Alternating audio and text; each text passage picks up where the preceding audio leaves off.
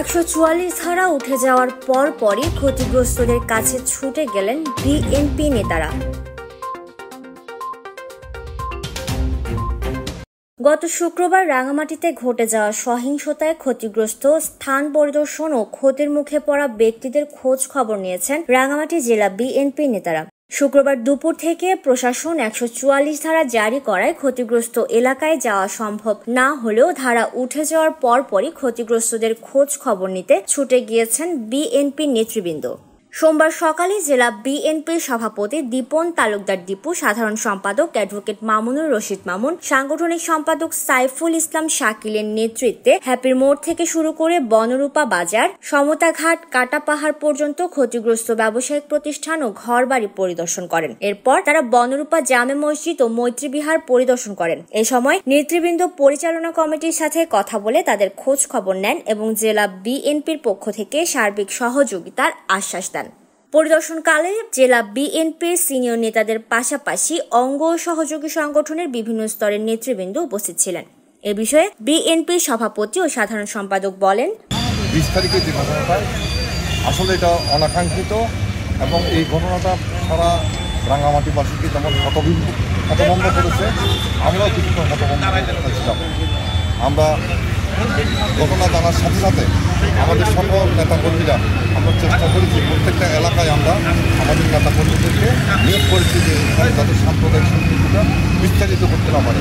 প্রত্যেকটা উপজেলাতে আমাদের নেতাকর্মীরা পাহাড়ি বাঙালি সবাইকে শান্তি সমাবেশ করে যাতে উপজেলা পর্যায়ে যাতে যাইতে না পারে আমরা ওই চেষ্টাটা করেছি এবং এইখানে প্রশাসন যাতে সুস্থ কাজ করতে পারে আমাদের বিএনপির পক্ষ থেকে আমরা প্রশাসনের সাথে আমরা দাবি জানিয়েছি এবং মাঠে আমাদের নেতাকর্মীরা এই সাম্প্রদায়িক দাঙ্গাটা যাতে বিস্তারিত করতে না পারে আমরা চেষ্টা করছি।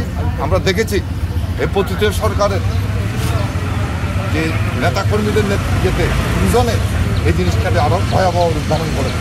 এক শ্রেণীর আমার মনে হয় যে তারা এখানে এই অন্তর্বর্তী সরকারকে বিতর্কিত করার জন্য পরিকল্পিতভাবে এই কাজটি করেছে। আমরা আমাদের বিএনপির পক্ষ থেকে দাবি জানাচ্ছি যে যারা এই ঘটনার সাথে ষড়যন্ত্র করেছে তাদেরকে যাতে তদন্তকারীদের সাথে তাদেরকে যাতে আইনের আওতায় আনা হয় এবং বিএনপি সবসময় সাম্প্রদায়িক সম্প্রীতি বিশ্বাস করে জনগণের কল্যাণার্থে কাজ করে এবং বিএনপি বিশ্বাস করে যেহেতু একটা গণতান্ত্রিক পরিবেশ 5ই আগস্টের পরে দ্বিতীয় স্বাধীনতার পরে এই যে ঘটনা খুবই ন্যাক্কারজনক, ভবিষ্যতে যাতে এই ধরনের ঘটনা কেউ করতে না পারে এবং এই সাম্প্রদায়িক সম্প্রীতি এবং বেআইনি কাজ যাতে কেউ করতে না পারে বিএনপি সকল নেতা কর্মীরা জনগণকে সাথে নিয়ে এগুলি রুখে দাঁড়াবে এবং জনগণের মঙ্গলার্থে কাজ করে যাবে। এই ব্যাপারে বিএনপি তার অঙ্গ সংগঠনের সঙ্গে দৃঢ় প্রতিজ্ঞ। আমরা আশা করব জনগণকে আহ্বান জানাবো আপনারা বিএনপির সাথে সহযোগিতা করেন। আমরা এই রাঙ্গামাটি শহরকে ভবিষ্যতে এই ধরনের কোনো অঘটন করতে আমরা দেবো না। জনগণ যাতে আমাদের সাহায্য করে এবং সাহস থাকে এই বিধবে কান না দেয়, এই আহ্বানটুকু আমি জনগণের কাছে রাখতে চাই। আমরা জনগণের পাশে থাকবো, ছিলাম আর ভবিষ্যতেও থাকবো এই আশা। ধন্যবাদ। বিএনপি সবসময় মাটি মানুষকে রাজনীতি করে জনগণের পাশে বিকশিত নিজের বিএনপি ছিল। এবারে বিএনপি একই অবস্থায় জনগণের কী অবস্থা হয়েছে, এই এলাকার কী সমস্যা হচ্ছে তা দেখার জন্য আসলে রাঙামাটি জেলার সম্মানের সকল সিনিয়র নেতৃবৃন্দ সকল সম্প্রদায়ের লোকজনকে আমরা আজকে পরিবেশন করছি। আজকে যে পরিবেশ দেখলাম আসলে সেটা আসলে এটা বক্তব্য বলার মতো না, খুবই দুঃখজনক। তো আমরা দাবি জানাচ্ছি যারা এই ঘটনার সাথে জড়িত রয়েছেন সে পাহাড়ি হোক আর বাঙালি হোক তাকে অবশ্যই আইনের আওতায় আনতে হবে এবং ওদের ভবিষ্যৎ জন্য এদের পুনরাবৃত্তি না হয় সেটা গতকাল যে মিটিংয়ের সিদ্ধান্ত হয়েছে এই সিদ্ধান্তগুলোর জন্য পূর্ণ বাস্তবায়ন হয়। এবং আমরা দাবি জানাতে চাই প্রশাসনের কাছে এবং অন্তর্বর্তী সরকারের উপদেষ্টার কাছে যে তারা আসলে ক্ষতিগ্রস্ত হয়ে তাদের যে ক্ষতির পরিমাণ নিরূপণ করে অনতিবিলম্বে তাদের ক্ষতিপূরণের ব্যবস্থা করা হয়।